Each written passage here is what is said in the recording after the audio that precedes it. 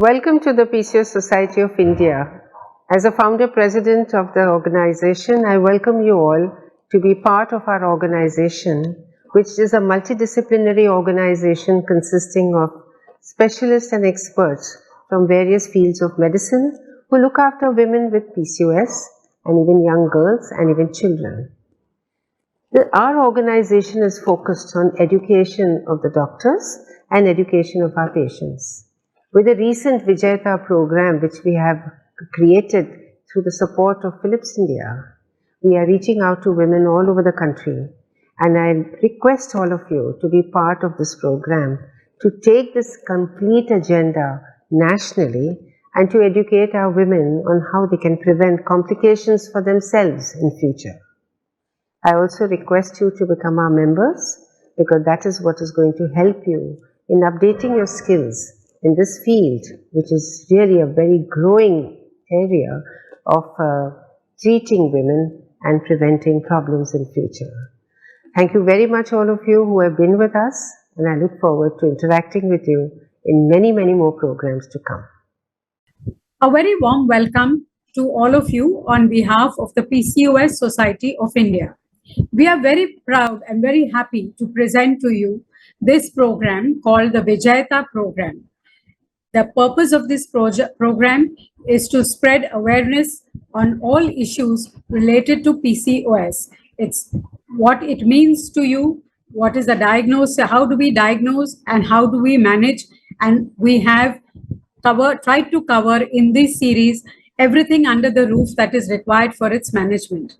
Today, I'm very happy to present to you experts who are going to discuss the lifestyle issues, such as most important being obesity and how we can manage obesity. And as you, I'm sure all of you are aware, there is no magical answer to weight loss. There is only one answer, and that is through your diet, your nutritional habits, and through exercise. And today I'm very proud to have three experts along with me, who will answer as many questions as possible as you have and give you a good scientific, practical approach to weight management. So what is PCOS? Just to a small recap on this, it is an acronym for Polycystic Ovarian Syndrome. PCOS affects at least 1 in 5 of the Indian women. It can occur at any age, though we now know scientifically that its origin starts whilst you're in womb, and its effects continue through the rest of your life. It has multiple symptoms, and PCOS can be very well managed and controlled with all the right measures. The most commonly observed cause of female infertility is also PCOS. We are also aware that insulin resistance, obesity, weight gain all play a very important role in PCOS pathogenesis. I am Dr. Sangeeta Agrawal. I am a gynecologist and I am a founder member of the PCOS Society. And I am happy to bring to you today our experts, the nutritionists. First on our panel is Dr. Shilpa Joshi. She's a consultant dietitian from the Mumbai Diet and Health Center. She's a diabetes educator. She's been the vice president of the Indian Dietetic Association, honorary secretary of All India Association of Advancing Research in Obesity, and she is a master trainer in the fabulous program of Diabetes Conversation Maps. She's also the course director for the National Diabetes Educators Program and has trained more than 3,000 educators on this very complex subject of diabetes. She has presented at various international and national meetings, and she is the runners-up for the recipient of the Wim Heiner Guggenheim International Assay Award from the Academy of Nutrition and Dietetic Foundation. She was awarded the STREE Award by FOXY, which is our National Organization of Obstetricians and Gynecologists in India, in the year 2019, and SNIFE Ahan in 2024. So, Madam Joshi, welcome to the panel, and we're very happy and grateful to you for sparing your valuable time for this panel discussion. Thank you so much. Thank you for inviting me here. Thank you so much. Our next panelist is Dr. Ruby Sang. She is also a consultant dietitian at the Eat Wise Nutrition and Wellness Clinic. She is also the honorary diet consultant at Sangeeta Maternity Hospital. Well, unfortunately, that is not my maternity hospital, though I'm also Sangeeta. She's the secretary of the Indian Dietetic Association and a managing committee member of the PCOS Society.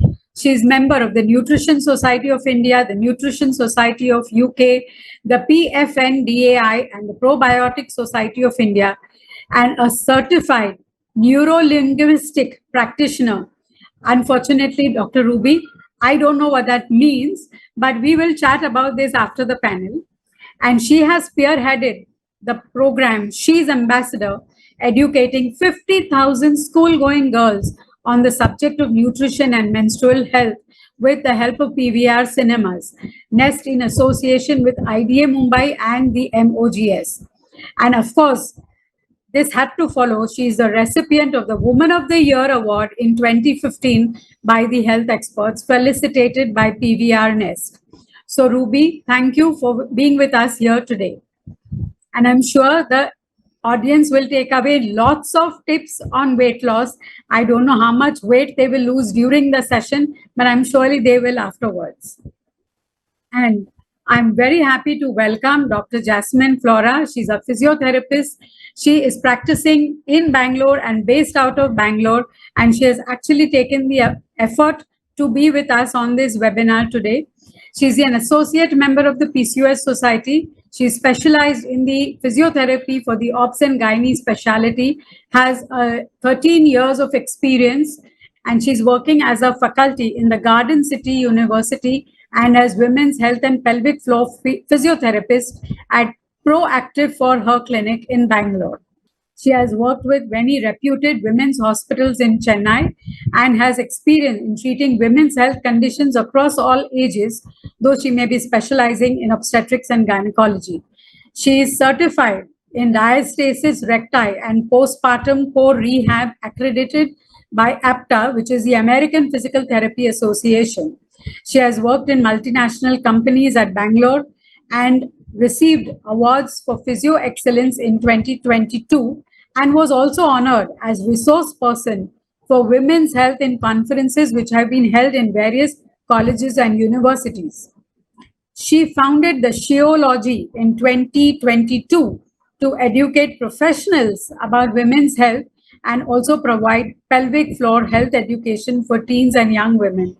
So a warm welcome to all of you. Thank you, ma'am. I will start with the question answer session now. I will start with Madam Joshi first. So Madam, as we all know, PCOS is a metabolic syndrome and it has a lot to do with obesity. They are interlinked. It is interlinked with insulin resistance, hormonal imbalance. And we all know that one of the most important steps in the management of PCOS is lifestyle. So what, according to you, is the role of lifestyle management in PCOS? What are the benefits of weight loss? So, like ma'am, you rightly said in the introduction that a lot of times we know that, PCOS actually begins in the womb of the mother. And we all know that if there is insulin resistance at a fulcrum of a problem, it's the base of a problem, then nutrition goes a long way in both preventing it, delaying it, or if it is there, then managing it. So 3 roles it can take. So it's very, very important that nutrition should be taken more seriously, not only just to lose weight. So a lot of times we also see, you are very well aware about it, that not all women with PCOS are having very high BMIs, are very fat. There is also a lean PCOS variant and also a variant where women do not have very high body weight, but they have very high body fat. And these problems, actually, the problem of PCOS, which is insulin resistance, will be corrected when the nutrition of that person is sort of corrected. I'm not using the word changed. See, a lot of times people don't want to eat unhealthy. They just do not know what are the healthier choices. Everything is at home. It's not like somebody chooses to eat a fried food or somebody chooses to eat a mithai. No, but they're just not aware of other healthier options. Or there are a lot of myths which are going around, like we say, everything that our grandmother did was healthy. And probably, we do not, Dr. Jasmine will agree with me, we do not live our grandmother's lifestyle. We do not sort of do the exercise that our grandmother has done, and therefore we cannot eat like her. So, to manage weight, it is very, very important that we look after our diet, we look after the kind of nutrition that we are taking, and rather than just succumbing to myths, as I would put it, because we read in the newspaper or we get one Google forward every morning saying that you do something and weight loss will happen, or some film actor did something and weight loss happens. Rather than succumbing to those myths, I think it's very important that we embrace right nutrition in the right way to achieve weight loss. Correct. So, weight loss has a lot of benefits in PCOS. When you lose weight, it can help in change the anovulatory pattern.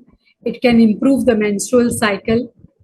It will help in once the menstrual cycle improves, because a hormonal imbalance improves, some amount of acne and hirsutism can get better.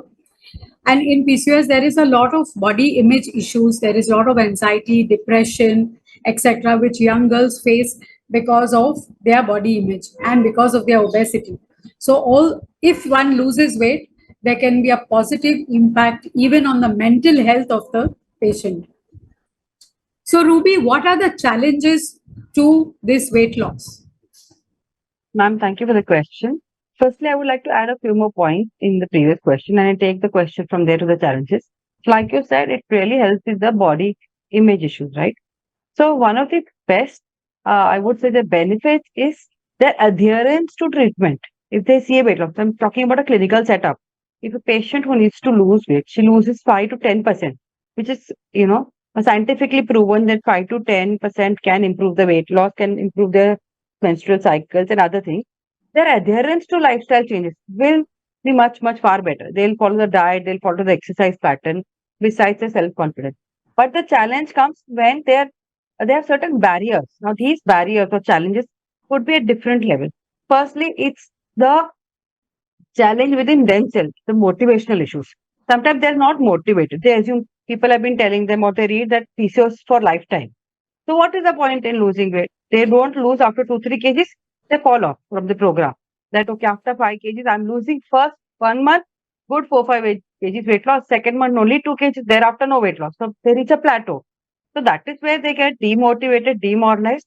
And this is one thing which they are not able to overcome. So this is one of the major issues that I see in a clinical practice. Besides that, the people around them generally sometimes demotivate them or demoralize them. Okay. They have body image issues. They're overweight. They don't want to go in a setup where they are, in front of other colleagues or others. So they don't want to go to a public place. But they can't call anybody at home. But because they have family members, so to have a trainer for themselves. So I think the biggest challenge is being a woman herself. She is not prioritizing herself. There are other things which come into the picture. Sometimes she'll have an excuse about the time, about a special diet. She thinks that it has a separate food needs to be prepared for her, or will it be expensive? Either exercise trainer will be more expensive, or buying foods, so-called healthy food will be expensive. So that is one thing. All this put together brings into picture an emotional barrier or a depression, I would say. There are challenges at that level itself. And result. Also, sometimes, as I said earlier, also, if they don't get the result, they'll fall off on the program. So, no compliance at all, whether it is diet, exercise, medicine, or even follow up with the doctor. They want to read free on the internet and they think a pop, a pill, and they will go. So, these barriers begin from there. The self priority is not there among these women who are only if they are motivated, they can complete, because it's not about weight loss, it's about weight maintenance also. So I think these are the things at different levels. I feel they, fall off the program and they don't, achieve the ideal weight that they should be. Yes. So, as you very rightly said, first thing about weight losing weight or weight maintenance is that I should want to do it. If the person has decided, yes, going to put in effort to do it, then comes what next should I do to do it. So the first is that one should want. So I would also like to highlight here that there are sometimes situations which are a little beyond the control of the young girls. For example, I see that there is a lot of movement of children in late college, late school and early college, because they move from their hometown to another town for education. And today we see that in a big city like Bombay, there are so many children who are coming from B and C towns who live in paying guests. So when they live as paying guests, they have no access to kitchen and healthy food. They are forced to eat what they get in the college canteen. The second circumstance is that there are sometimes 4 and 5 and 6 girls boys are living in one rental apartment. And they usually have one maid who comes in to cook, but because of odd hours, etc., they are all the while eating out. And secondly, they find maids who don't know how to cook anything healthy. They come from different backgrounds, so their food preferences are different, and they don't like the food made at home, and therefore it is Swiggy Zindabad all the while. So these are real practical problems which young people face, and because of which they are eating a lot of oily food, spicy food out from outside, which is not necessarily healthy.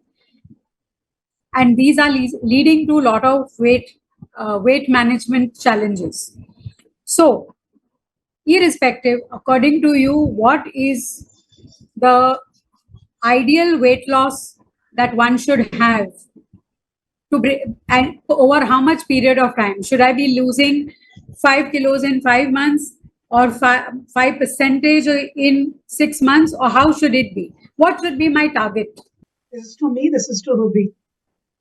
To Dr. Joshi, you. Okay. So research has shown that 5 to 10% weight loss is a good weight loss to begin, to have good impact on insulin resistance. But what is more important is, rather than just achieving 5 and 10% weight loss, it's very imperative that this weight loss is maintained later on for 1 year. That is actually the definition of weight loss. Weight loss is loss of 5 to 10% body weight, which is maintained over 1 year. What happens is, losing 5 to 10% of body weight in younger individuals is very easy, because what happens is, if they are given a strict diet, or if they really stick on to a diet, they will lose. But the challenge comes when you have to continue that as a lifestyle for n number of n number of months or n number of years. Now, that is why I feel that diet should not be something which is ideal. It should be very real. You just pointed out to so many real challenges that, girls live together, like, 4 or 5 girls live together, they go to a class, they know that these are 4 or 5 limited options that you can consume. So I personally feel, not only to lose weight, because what happens is, what we see normally, these girls come for summer vacation at home, or for whatever extended Diwali ka chutti for at home. They come to a dietitian, the mother sits on their head, makes the right food, and she says, abhi 2 mahina ghar pe 5-6 kilo utra do. The point is, 5-6 kilo to utar jata hai. There is no problem. The moment they step back into their regular life, तो 6 kilo nahi, 10 kilo बढ़ जाता है.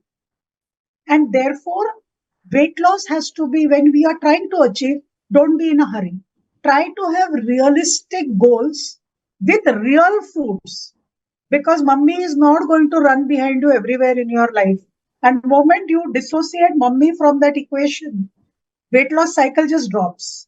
And therefore, I always tell mothers, we have a lot of students from India going to US for undergraduate studies. They come for summer vacation. Mothers are saying, madam, kuch bhi karo, let her lose 4 or 5 kilos before she leaves.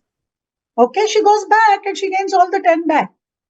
So I think that's not the way to look at weight loss. So don't put a time limit, rather put a goal which can be achieved, and not only achieved, it can be sustained. So Achieving the goal is very easy. Yeah. So a real and a practical agenda. Also, ma'am, they should also look at the type of weight they're losing. Are they losing muscle or are they losing Yeah. fat? Yeah.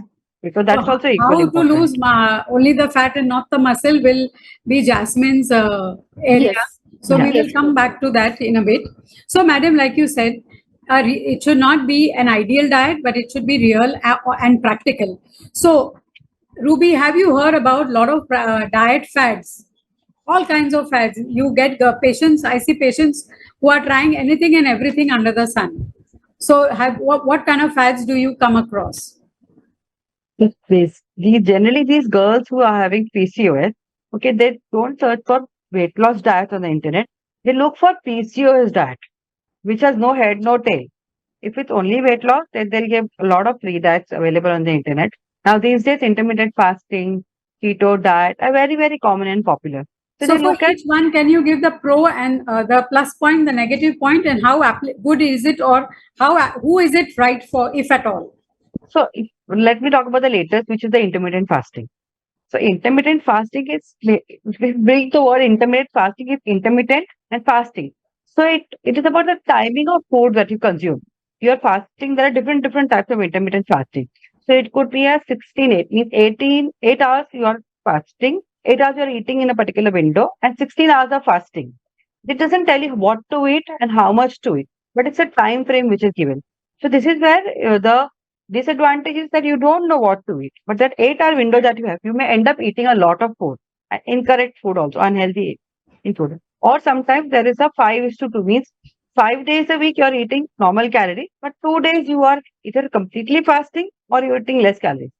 But lot of people who strictly choose the right food in this 8 hour window or the eating period, they tend to actually lose a good amount of weight. So intermittent fasting has really helped a lot of people.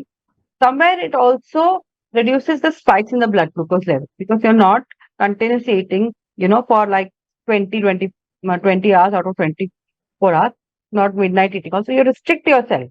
So it really helps in terms of insulin resistance improvement also and reducing the blood glucose spike also.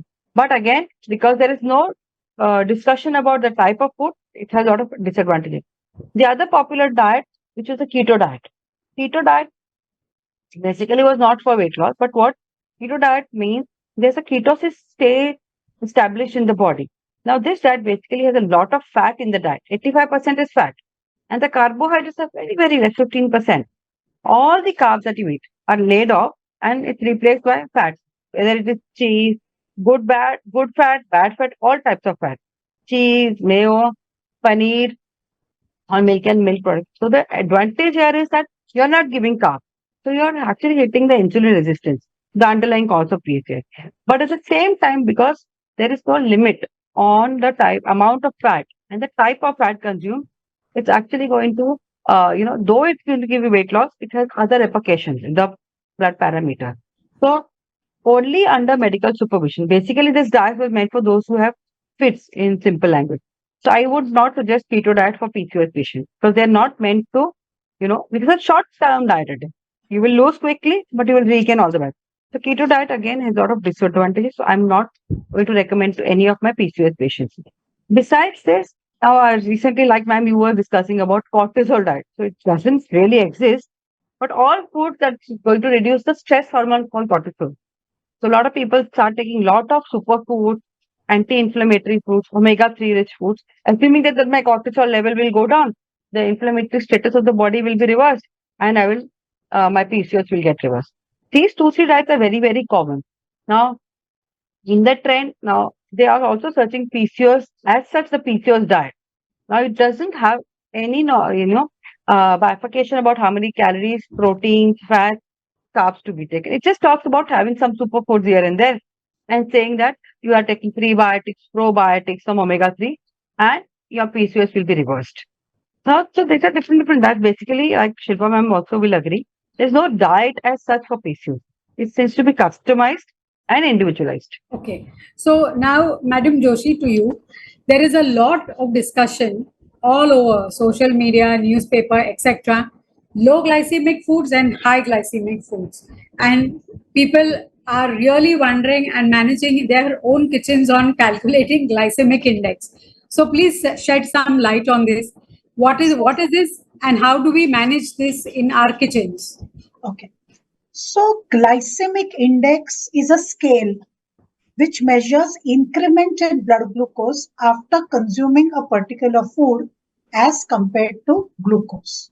So if glucose gives you 100% rice, and then as compared to that 100%, the food that you're consuming, what rice is it giving? That index is called as glycemic index. Now remember, there are too many variables in glycemic index. For example, when you eat a high fat food, okay, glycemic index drops. I'll give you an example. Glycemic index of ice cream is very low. Does that make ice cream healthy? No. Glycemic index of a Kaju Katli is low. Does that make Kaju Katli healthy? No. So glycemic index, while is a measure, and why does it happen with fat? Because with fat, gastric emptying delays. Your food leaves your stomach later, so it is digested later, so it is absorbed later, and therefore the increment in blood glucose within that period is very, very low. And that is the reason why glycemic index should not be considered in isolation. When you're looking at glycemic index, what is very important is to look at amount of carbohydrate in the food. So if, for example, ice cream will have a lot of sugar in it, right? Even though the glycemic index is low, there is sugar. You know there is sugar in ice cream because it's sweet. Kaju Katli is sweet. So we know there is sugar in Kaju Katli.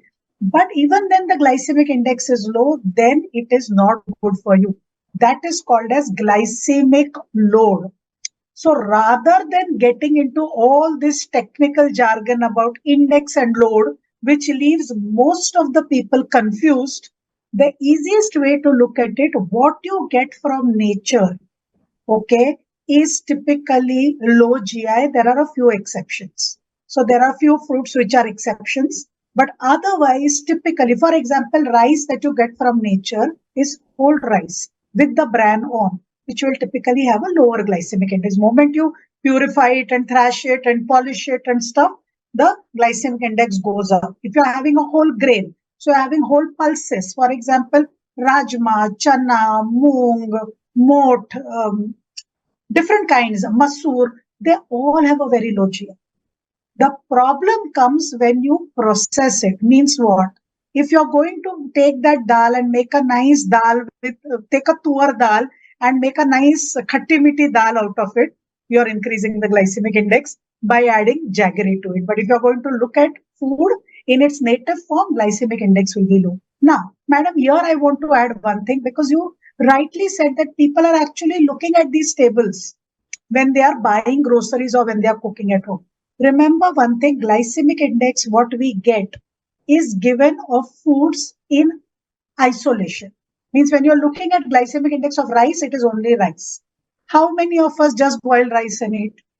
Nobody, right? We either need dal or we need whatever, some vegetable, or we'll non-veg or non-veg, something. Kuch nahi to we'll add a spoon of ghee to it, Yes. right? It will change the glycemic index Yes. completely. So I would urge people, rather than looking at those values, very, very simple way of looking at glycemic index is try to eat what comes from nature. It has to be from farm to fork, rather than one industry coming in between where they are processing it, putting salt, putting sugar, putting Yes. taste makers. No. If that link is cut, you will find that most of the foods which are you're directly eating from farm to fork, you will never go wrong and you don't have to worry about glycemic index. That's why our grandmothers never worried, right? Yes. Because they ate what they grew. They So- really didn't process it. Are you trying to say that it doesn't matter whether I have a wheat roti or a bajra roti or a jawar roti? No, it doesn't matter. It is as good, whichever roti it is, as long as it is not very processed. I want to add here, what here really matters, I'll tell you how much atta you are taking to make one roti. Okay. That is going to create impact. Okay. So And grammage of the food. okay, so now another thing is also, like we said, we should stick to what our grandmothers did. And, that was probably the healthier way out, because our grandmothers lived far more healthy till 80 if they survived their childbirth.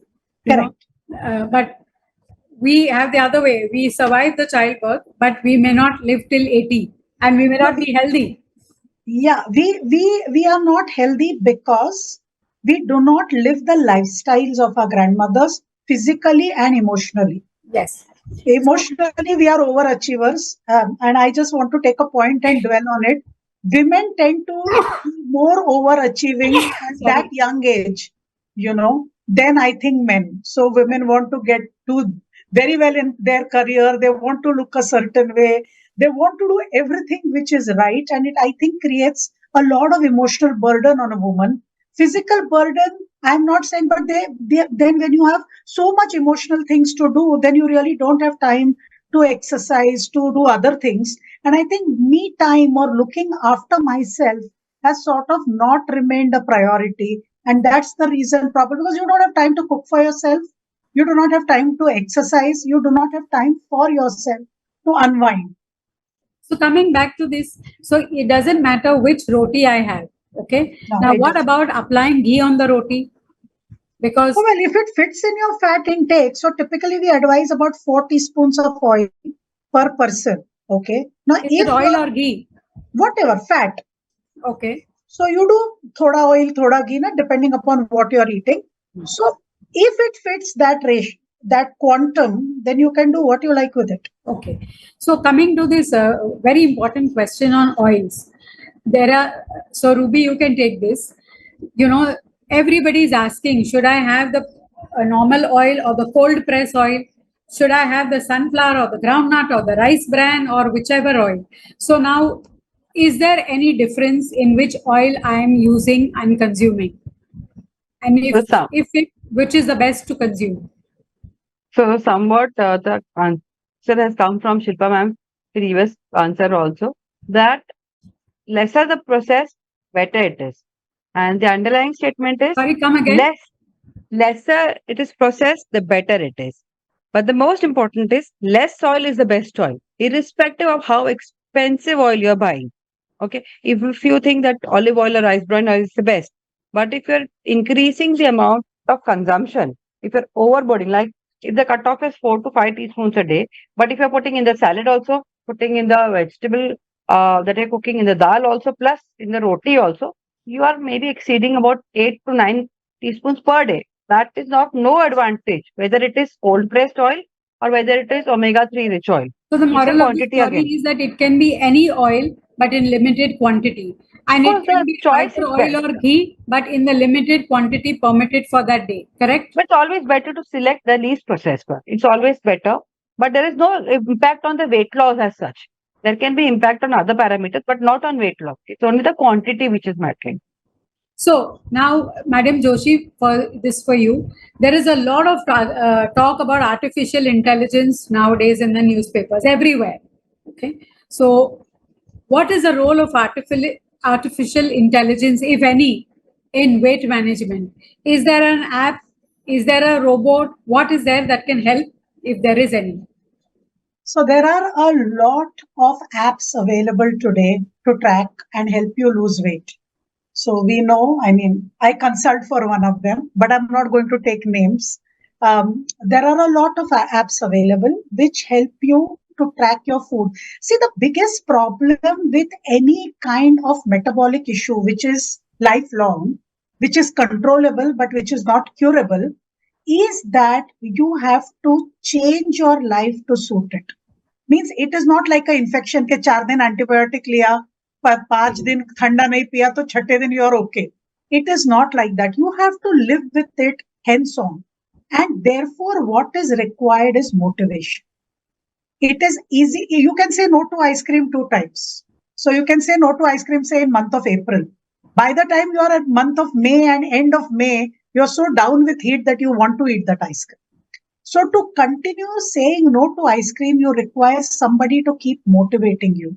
Somebody who keeps telling you what you are doing and correcting you. It's more like, the way I could give example is like in 10th standard or 12th standard, we join classes where they take exams after every week and then every fortnight, and they keep telling you, okay, this time you got 50, next time you have to get 60 or whatever, So they keep you going. or they keep you in check. And that is what these apps do. Well, apps have gone beyond just this. There are apps where you put a CGM, a continuous glucose monitor, even for weight loss, and they track how your body behaves with particular kind of food. And there is now enough artificial intelligence that once the CGM is removed, then they can actually tell you with which food what is happening to your blood sugar. And more are the swings, which we see in women with PCOS. More are the swings in sugar, more is your hunger, more is ghrelin secretion. So all of that can be tracked. The point is one can track it, but even for that app to track, you have to be active on that. You have to keep entering the data. Correct. Because that app, wherever it is, it will not know whether I had gulab jamun or not, right? No, if you had gulab jamun, you have to tell the app that you had gulab jamun. App is not going to dream of it. So the major thing that I am seeing nowadays, because I'm consulting for one of them, is that people don't want to put data. Even if you make it so simple that don't type anything, there are actually drop-down menus. So you just have to select. Nobody used to type anything. But even if you don't want to do that, just take a photo and upload it. But that much you have to do. Even if you don't want to write how much exercise you did, pedometer ka photo nikal ke upload karo. But that much effort has to come from your side. So what I'm trying to say, Dr. Sangeeta, is at some point you have to be responsible for your metabolic problem. It's unfortunate that we have it, but now that we have it, we have to sort of nurture it or look after it. More we look after it, better results do we get. It is not a magic wand that people come to Dr. Sangeeta or they come to Ruby or they come to Dr. Jasmine and their PCOS is going to disappear. It's not going to happen. They have to put in as much effort. We are there just to guide them. But I wish we could do a lot of things for them, but that's all we can do. Guidance is what we can do. We can't exercise for them, we can't eat for them, and we can't take their medications. True. So, is fat loss? Can I add something? Ma'am, can I add something to this? So, ma'am, I will add to what Shilpa ma'am has said. So, for our benefit of the audience and the patients, so sometimes if they have to select an app, like ma'am said, it helps them in staying motivated. They may select an app which has a human, coach, and they have an option to go with some app which doesn't have a human coach. There was a study conducted by some company. They analyzed 65,000 people using apps. They compared those which were using human touch, means they have a human coach whom they can talk to or discuss with, even if they don't enter. And there were some who were not having any human coach with them. They found that there is a much more higher percentage of weight loss, when they get a person to talk to, because again it's an emotional thing. So this is what the benefit of if you have to choose an app from any app that is available on this planet, you may choose the one which has a consultant or a human touch, and those without it, because only AI is not, I would say, is not enough for them to stay adhered to a program. 1 kg may help them. Ruby, so Dr. Sangeeta, I'm very sorry to intervene, but I have to say this, and I completely agree with Ruby on this. But you have to remember that human intervention is a costly intervention. It is, yes. So while AI-based apps are very cheap, so you have all kinds, right? It's a buffet system. Yes. You have what you want and at what price point you want. Moment you're looking at just AI-based, they are very cheap. Moment you get human intervention, they are very expensive. So each to his own, while I completely agree with Ruby that human intervention is the best kind of intervention, because you feel like somebody is hearing you out and you have a shoulder to cry on. But they are expensive, and AI-based apps are really affordable. Anybody can buy them. Yes. And it's a lifelong issue. So it's not just for a few months or something. It's a lifelong, support that one needs. So cost factor is very, very important. So I completely agree. Today we are in the era where AI is just coming in and consuming our lives. But there will be a point when it is the normal thing. Okay. There is no doubt that in-person guidance is far better. For example, an in-person face-to-face consultation is far better than an online consultation. But there are people who demand that online consultation, and many people are succumbing to it. So as a nutritionist, it is possible for you to do an online consultation. It is happening, but I fail to understand how there are people, how a gynecological consultation can happen online. Okay. True. So we have to put our foot down that sorry, after a certain point, I can't deal with this online. So now coming, we have been sitting for more than half an hour, and we know that after every little time of sitting, you should do some exercise. So let's do some physical work with Jasmine. So Jasmine, what according to you is the role of exercise in the management of PCOS? Yeah, yes. Thank you for this question, ma'am. So I want to put up my specific points because I heard a lot of things from Joshi ma'am and also from Ruby ma'am. So I'm so impressed of their whatever they have said. It was quite true.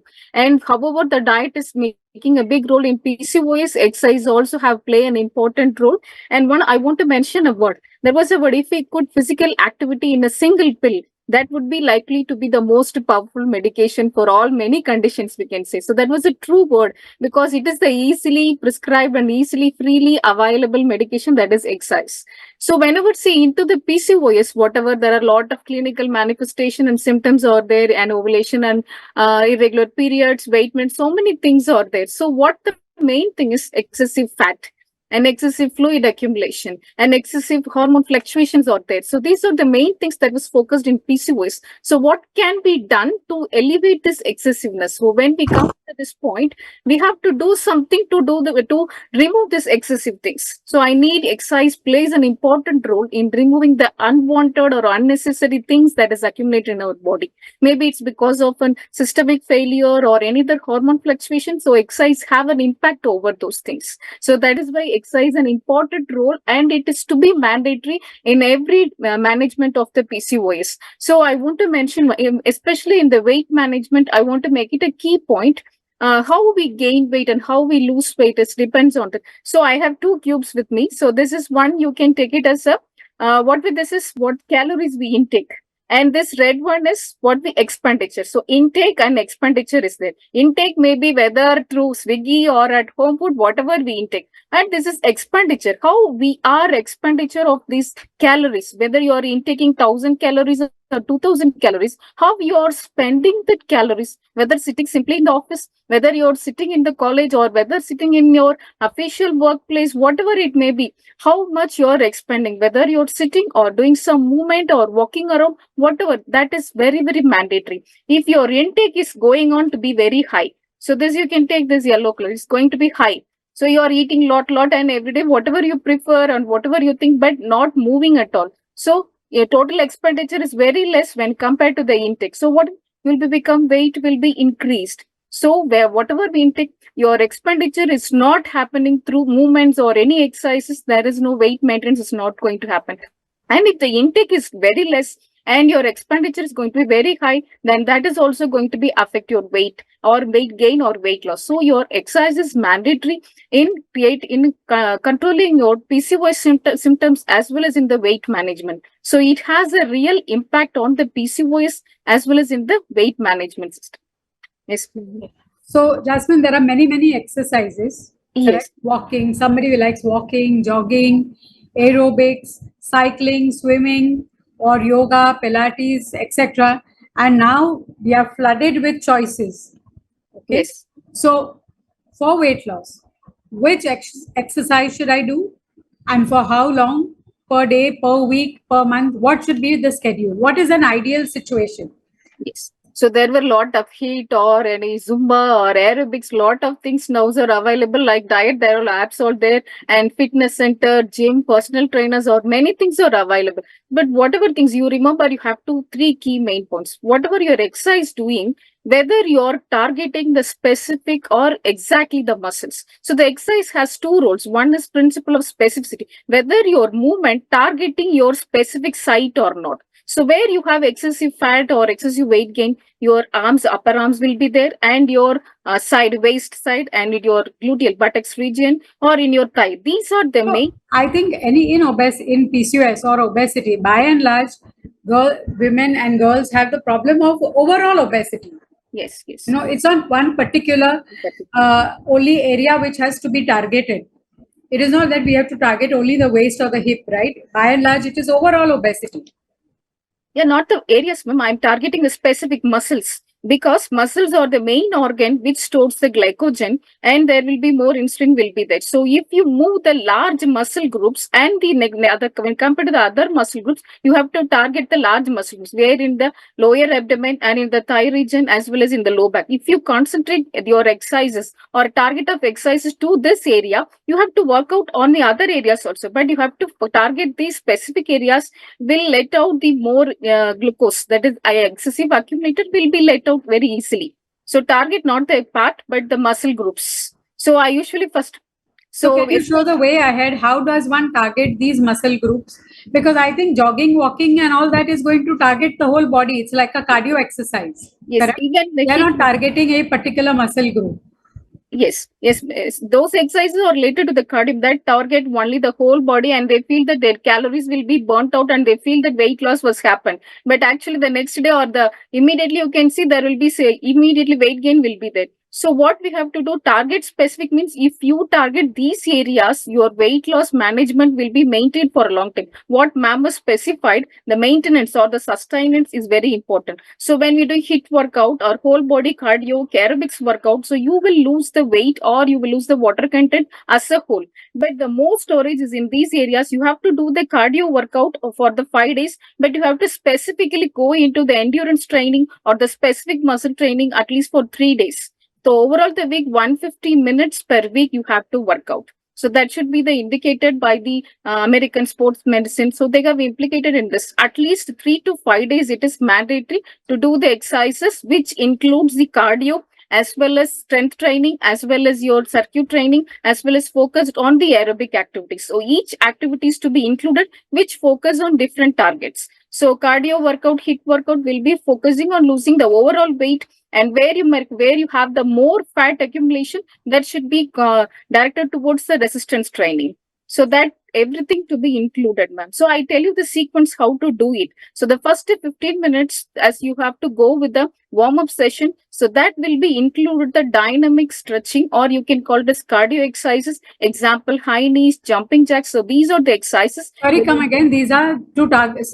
Come again. I missed the last 30 seconds. Yes. Warm-up, first 10 to 15 minutes warm-up session that includes the dynamic stretching. You have to move on, not the static stretching.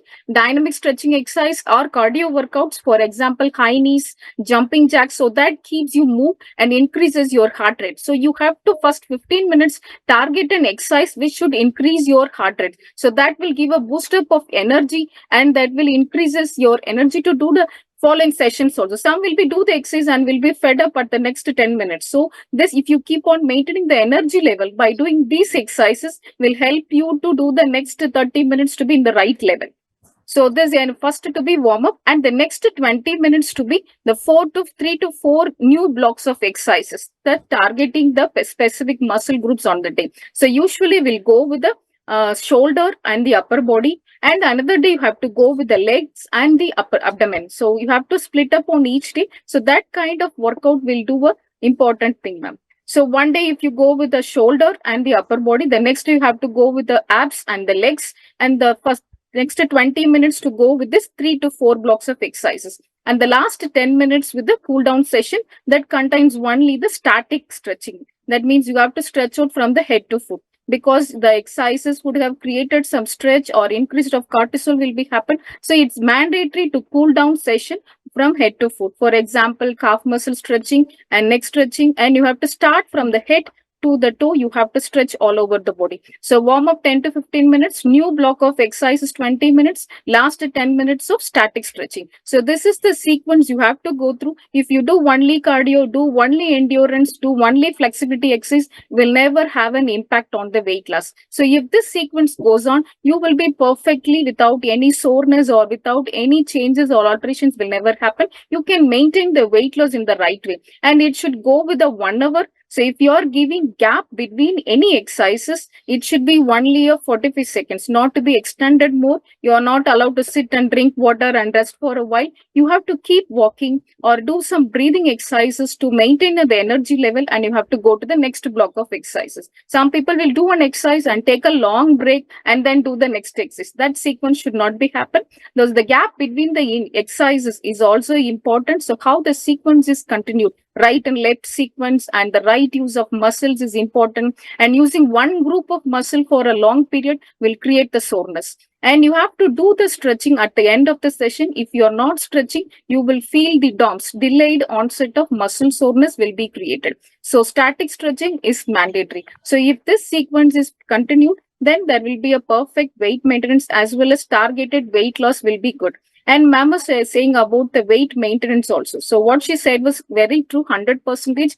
And when you're targeting weight management, the first you have to try to maintain the weight, not to reduce the, in the beginning, you may be reducing a 5 kg or 10 kg very immediately, but maintaining that level is very highly problematic. So you have to maintain your weight by the right exercises. So first maintenance should be there, then you have to do with the weight loss. So first 15, if you're doing workout only for 15 minutes, you will be reducing only the water content of the body. After 15 minutes only, your body will be start working up your fat components in your body. So you have to do exercises at least for 30 minutes. Less than 30 minutes will not lead to the fat loss from your body. So it's mandatory to do the workout minimum 30 minutes, maximum to up to 1 hour. That is fine for you. If you So, Jasmine, there are so many times there are patients who will say, okay, I just love swimming and I swim regularly. Okay. So are you trying to, what should we tell them? Is swimming good enough, or they need to do other forms of exercise as well? swimming is good, ma'am. It's a good kind of aerobic and it works. Your good resistance will come from the buoyancy force. That's a very good resistance naturally created for your activity. That is good. But again, we have to add up some other exercises also, some other movements to be added up. Only swimming, considering one kind of thing, it's not important. It can be if you're there doing swimming for 3 days, another 2 days, they can be alternate workouts can be done. So that will be also important because swimming will be. So it is of added advantage, but it is not mandatory. Because see, according to me, first thing is that again, the person should want to exercise. And I counsel a lot of counseling goes into that exercise is like a habit. Once you start doing it every day, there will be a point of time when you will just love to do it. And when you can't exercise those days, you'll say, oh, I want to go and do it. I'm missing it. So if you talk to morning walkers, if they don't walk for 1 week, then they will tell you, I'm missing my morning walk. For swimmers, if they don't swim for a week, 10 days, like it happened in lockdown, I know there were so many people who were so frustrated that I want to swim, I can't swim. Those who were doing walking and jogging and dancing, they did it at home. But those who had to go and swim and they did not have access to pools, they were really feeling. So it is like a habit. Once you do it regularly, it becomes like a habit and it is difficult to let go. So according to the evidence, it doesn't matter what exercise you do, but you should do some exercise. Yes. And as you said, address different types of exercise. It becomes like a habit and it is. Yes. And it is important that you address all the issues, not only muscle movement, the joint movements and the cardio. Okay. Yes. Joint mobility, muscle strengthening and cardio. All three aspects have to be addressed. Yes. It is important to do moderate intensity for at least 5 times per week and 30 minutes per day if possible. So it amounts to 150. Now, many people do not understand the difference between what is moderate intensity and rigorous. Moderate is when, whilst doing that exercise, you can continue to have a oral communication.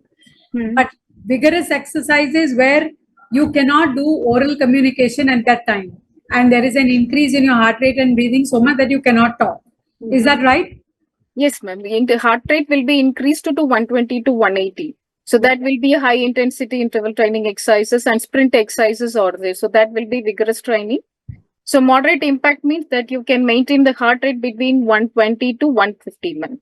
So if it goes more than 150, it will be a vigorous training we used to say. And sprint doesn't have intervals at all. Sure. So now, there is a lot of talk about 10,000 steps per day. So how meaningful is it? And if I have to do it, how should I do it? And are the apps reliable? Every phone gives you a step counter. So as long as you have the phone with you, you know how many steps you did that day. So are they reliable? Yeah, now it was the leading one, but that is a good initiative because they used to call this is a magic pill, 10,000 steps. So they have to follow, and they used, if you are doing the 10,000 step, it is referred as happy fit. So it was started in 1960 from a Japanese speedometer. So 10,000 is just a number. They have started it. Now it was going to be the leading one. And some of the studies have shown that 10,000 steps, more than 9,000 steps you're doing, the risk of mortality rate has been 90% is very less. So 10,000 step is very, very mandatory, ma'am. And they can, when they are not able to spend time for exercises, and these 10,000 steps can going to do the beneficial things. And they are seeing many apps are there. And I'll give you 3 points how they can make it as a effective one. First, they have to target up to 10,000 steps, but they can start with the small steps. And according to many track was there, and you can select a thing.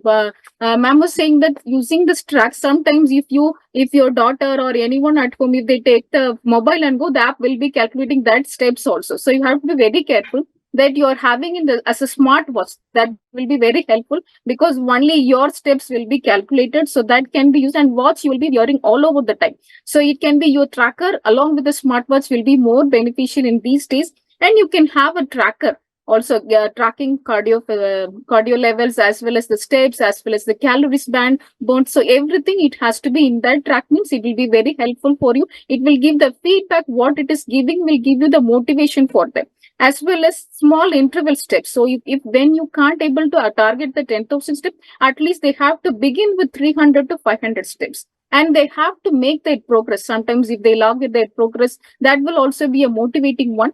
And the second one, they have to make it as an incidental walking. So though they may not spend some time to go for the walking. So what they can do, they can go for a short distance walking, or using their stairs, they can make it as a steps, or visiting friend's home, or walking around the office. So this also you can make it as an incidental walking to complete the 10,000 steps. And the next one is getting steps from the active walking. So what it means, you can set a reminder about whether you have not completed or what's your targeted steps or there, and walk after every meal. So you can make it of small timings to complete this 10,000 steps. And if you have a pet, you can go walk along with the pet, or walking with your friend, or any new sport activity. So you have to involve these steps by the activities, or active walking you can do, or active sports, thereby you can complete the 10,000 steps. So if they are using any apps that can give all the informations regarding their calories as well as cardio fitness, everything, if they're providing the feedback, it will be a motivational for them. And not only with the phone, if there is any smartwatch is there, then it will be more helpful for them.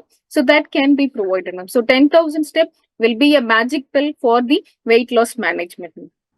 Okay, so I think now the questions that are there are for everybody. Each one of you can answer. And after this, I'll let Dr. Shilpa take this question because she needs to leave. So, madam, what is the best way to measure my obesity? Should I keep a track of the weight? Should I keep a track of the BMI, the waist circumference, or the waist hip ratio? What is the best one or the simplest? What should be a patient doing? I think both weight and waist. Waist hip ratio is a lot to do. I think just if you can keep a track of your waist for the visceral part, and for the overall weight, your regular weight. BMI is just a calculation. You know your weight, you know your height, you just put it in a formula. So I think weight and waist are good. And then, because with weight, you will know whether what is happening. And with waist also, when the waist ratio comes down, at least some amount of visceral fat is lost, although we are not sure how much of it. The ideal would be to do body composition, but that's asking a lot. And therefore, not DEXA, even if you use bioimpedance, but weight and waist is good enough according to. Okay. So, Dr. Jasmine, you agree with that, or you have any other thoughts? Yeah, we used to measure with a skin fold caliper. So that also sometimes we'll use to measure with that. Not the waist hip ratio, but if there is any... that skin caliper is not necessarily available with all patients. Yes. What can a patient do at home? Nowadays, bioimpedance machines are available at most of the places. Yes. At least in a bigger clinical setup. So if they can even do bioimpedance, it's good enough. It's not as accurate as DEXA, but it at least gives you a way. Yeah, it's easily available in all clinics, ma'am. It gives the visceral fat, subcutaneous fat, every values, and even from trunk, legs, and arms, the calculation it will be given in each and every part of the body. So the calculation of visceral fat and subcutaneous fat will give a better idea what type of exercises to be targeted. Usually, subcutaneous fat will be high in females, and visceral fat will be higher in males. So subcutaneous fat will lies between the skin and the muscle. So if you move the muscle, the subcutaneous fat can be reduced, and subcutaneous fat will be more in content. Unless they move, the fat will not be removed from that area. That's why exercise is important, and the calculation we receive from the bioimpedance machine will just look out the fat percentage, whether it is overall percentage, as well as I'll check in the trunk, whether it is higher in the trunk or in the extremities. If extremities is more, I'll go on with the exercises with the more body weight bearing exercises. Okay, now next question is for anybody again. What is the role of sleep in weight loss or weight management? Anybody can take it. All of us will agree it's important. But Shilpa ma'am, you can begin answering. Okay, so Somebody comes for the yes, ma'am. I think sleep is very, very important. Good sleep ensures that your stress hormones are less secreted, but that sleep has to be meaningful. Okay, it doesn't. I mean, it has to be good quality sleep, and so there should be enough emphasis given to about 6 to 8 hours of uninterrupted sleep. It's very, very important. You will see that. Is that true across all ages? 6 to 8 hours? Yeah, I think so. Yeah. I mean, as you get older, maybe 6, and when you are younger, maybe 8. But that bracket of 6 to 8 hours of sleep is important, and you will see. We see this all the time that when people sleep well or sleep for the required amount of time, you see that their sugars do much better, their blood pressure does much better, all their metabolic parameters do way better than people who do not sleep. And also, ma'am, their eating habits, their lifestyle, and also the decision making of what food to select, what exercise to do, and their strength of doing physical exercise in the gym. If they are sleepy, if they have taken only 4 hours of sleep, they do not have enough adequate strength to even complete the 30 minutes of exercise. The decision making also depends a lot on the quality and quantity of sleeping. I think. What is the role of water in weight loss? Water consumption. Water consumption is important because water is required for all the biochemical activities in our body. So you need to drink water, and lot of times what we see is people mistaken thirst for hunger. Pani pina chahiye, uske badle they are eating all calorie foods, and lot of times it's the thirst that was bothering them and not the hunger. And therefore, knowingly drinking enough water is very important. See, that is the real reason for it is we are in air conditioned environment most of the time of the day.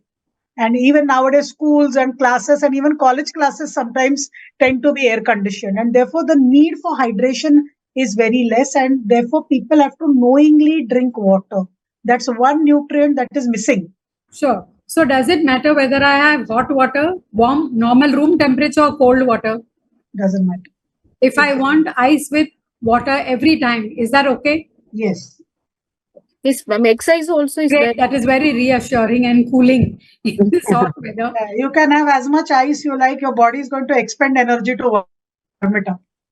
Okay, great. Excellent. Yeah, I suggest, ma'am, one thing. So before and after exercises, you can drink more water, but during the exercise, sips of water is the best choice. And we are doing high impact of exercises. Better to have a sips because you will not more easily will get the fatigue. And sleep also, whenever they do exercise, they should have adequate sleep. Otherwise, they usually get headache as a complicatory thing. So they should have proper sleep when they do exercises on the daytime. Yes. So, now very important question. This again for the two nutritionists. Everybody says avoid sweets, no chocolates, no mithai, no laddus, no ice creams. Okay, they have been made the villains of our lives. But if I have to have something, everybody wants something sweet. I want to celebrate, I want to feel good, I want to eat some sweet. Then how does one do that? What does one do? There are a lot of things available in the market. This is with jaggery, this is with sugarcane juice, this is with coconut sugar. Coconut sugar is 500 rupees for half a kilo. and normal sugar is 50 rupees for half 1 kilo. So how does one choose? And is there an answer to this? Ruby, you want to take this? And both of us have the same opinion that Yeah. we So know you that say, now I've said enough. I've learned from you. So sugar, after all, is sugar is sugar is sugar, whether it's honey or jaggery. And if it fits your bill of the total number of calories, okay, and how much you're taking and when you're having a whole meal, plus you're having two rasgullas, then you can call it as a villain. But you know that then you can call it as a villain of your day. That you've already had a meal and then you're taking two rasgullas, like a cheat day. A lot of people call a cheat day and consume anything and everything under the sun after the meal. So once in a while, if you want to indulge into sweets, whether it is, whether these fancy sweets that you made or a regular sugar also, the quantity again is very important. So lesser is less harm, more is more harm. So if you want to replace, suppose if you're cutting down on one chapati one day, or have a sweet before that, okay, and you satisfy yourself. It's all about stress, de-stressing also. Eating a sweet, feeling so good about it. And then you have the remaining calories you can complete. But this is not an everyday affair, which should be once, habit. It should not be a habit forming that after every khana, you want to eat some mithai or sweet. You need to change your habit. Once in a blue, for a celebration, you're always allowed to have it. पूरा cake 1 kg का घर पे आएगा, you are eating only one piece of cake. Enjoy, don't devoid of enjoying your, on occasion. You can always eat any sweet, but don't spend on coconut sugar and jaggery in place of regular sugar and eat tons of it. That's the wrong choice. Okay, there is a whole concept of emotional eating, stress eating. Okay. Now, how does one deal with that? And what is that? How does it impact PCOS and how do you deal with that? Is there any special method? I eat healthy every time, but when I'm stressed, I will eat lots. I'm very hungry. Then what does one do? So a lot of times psychologists say that you have to sit and think back and assess the situation. If there is a situation where eating makes you feel better, you have to understand that it's not the food that is just a distraction for you, or that is just creating that kind of hormonal dopamine surge at that point, which is making you feel more in control. So it's very, very important to assess the situation. And there are a lot of psychological techniques which can be used to sort of work on this. So a lot of people, when they say when there is a surge of anxiety and you run to the kitchen to take a biscuit or to take a cookie or something, sit, assess the situation, what is making you anxious, and try to minimize that the dependency on food to dependency on something. If you actually go for a walk at the same time, the stress is going to come down because you're going to secrete endorphins. So it is not only secreting endorphins with food, there are many ways that you can secrete. So if you deviate your mind, a lot of time people go online and shop. It gives you as much happiness as eating. But it burns but you need, a lot of times you just shop. I know people who I have told that, put things in the shopping cart. When you are stressed, just don't click on the credit card at that time. And then when tumhara dimag thanda ho jayega, then remove everything from the shopping cart and then lead your life normally. So I think you need to find a point which can de-stress you. Food is one of them because food is easily available. The other things food is easily available. Yes. And you will see that women succumb to emotional eating more because women have more food around them than men. Men find other ways to sort of deal with their problems, but women, because also socially acceptable. For example, you will see alcoholism very prevalent in men with stress. It is socially acceptable in India that men drink, but if a woman goes and drinks and whatever becomes an alcoholic, it is not socially acceptable, but it's perfectly fine for a woman to eat an extra piece of cake if she is upset, because it's also a social norm that it's okay to eat. But there are people who will exercise when they are stressed. We see all these examples in movies, when we see that, there are people who take in stress in different way. And I think the social acceptance within women in stress is eating is what I feel. That is why, women will say, "Main meetha khati to mujhe bada acha lagta hai." She'll feel as nice if she goes for a run She'll feel as nice if she goes and exercise. She'll feel as nice if she deviates her mind shopping. But I think cheaper and easier route is to eat. Yes. What can be done in this case, especially for young girls, their mothers and others. There are girls who, during examination, they tend to eat food. I think they need to, they're aware, either the parent or the caretaker or themselves, they're aware, जब मुझे भूख लगती है, I mean, when I'm stressed, मैं सिर्फ खाती हूँ. So then what they keep around them in the kitchen or the cupboard should be healthy options. They have no choice. Biscuit खाना है, but biscuit ही नहीं घर में तो कहाँ से खाएंगे? So even if they end up eating a lot of food, they should be very less caloric foods. Like they can keep cucumbers in the fridge. कुछ option ही नहीं है. नींबू पानी बना के रखो 1 liter या butter milk बना के रखो fridge में 1 liter. It's too hot. Instead of opening a bottle of Limca and just gulping it down, right in front of you, what is in front of you, you tend to consume. Don't lay the boxes with biscuits. Wherever you will lay your hand, make sure there are healthy options. Keep makhanas maybe over there. Keep peanuts. Keep dry fruits on your table. So when you're stressed, if you have no other choice but food, then you have low calorie foods which you can consume more. But again, the number of calories are within your, scope of that. And keep it in small packets. So if it's peanuts, don't keep that whole big burnie. You end up finishing that. It has to be that small portion, small katori, small dabbi, small bottle. So that even if you finish it, you feel, you had it. But if not, consume too much of it. So making choices are very important. And I think we are soon reaching, we have about just few minutes more to go. So now from each one of you, a good take-home message for our viewers. Madam Joshi, start with you. I think my take-home message is only one thing, that diet is a lifestyle change. Diet cannot be there for 15 days, 1 month, 2 months, 3 months. Diet is not that. Good nutrition is a choice that you make for your life. And so make smaller choices. It's okay. Take baby steps. But keep taking those steps and keep improving. Don't go on any crash diet. It has never got anybody anywhere. Not you, anybody anywhere. So just make a lifestyle change and you will be fine. Ruby? I will reuse the term PCOS, which stands for Polycystic Ovary Disease.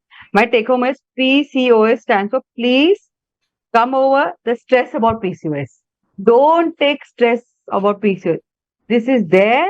This phase shall also go away. All the problems or complications, long-term complications or hirsutism or whatever is bothering you, there is a solution for it. So please come over stress. Please come over your stress about PCOS. It's okay to have it. It's not going to affect your married life. It's not going to affect your relationship with a boyfriend. It's not going to have a problem in your fertility issues or a struggle with your mother-in-law. It's not going to be a social place where you have, unwanted body facial hair or baldness. It's okay. You're normal. You just need to manage it. You should know education and awareness from the right professional will help you overcome. Just stay cool. It's okay to have it. Don't worry.